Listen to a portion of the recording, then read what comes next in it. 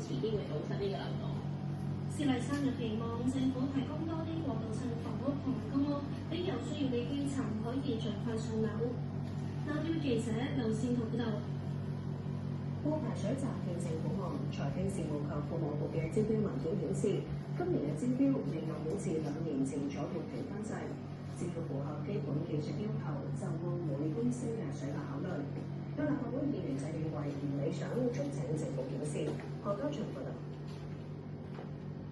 政府辦公室嘅用水之前一直選用本地品牌，直至今重新招標，見到新界嘅辦公室首先獲得內地嘅投標。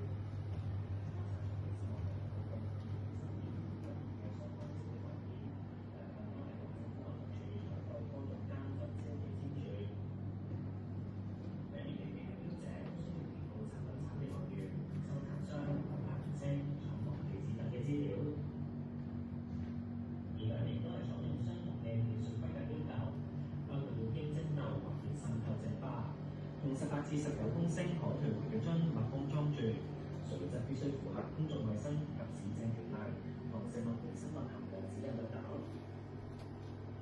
不過評分準則兩年嘅有明顯分別，2023年嘅文件提到技術同價格各佔一半權重，其中技術層面以100多萬港分，為考慮入標者能夠改善部門運作，推動環保等創新建議，有冇採用國際公共標準？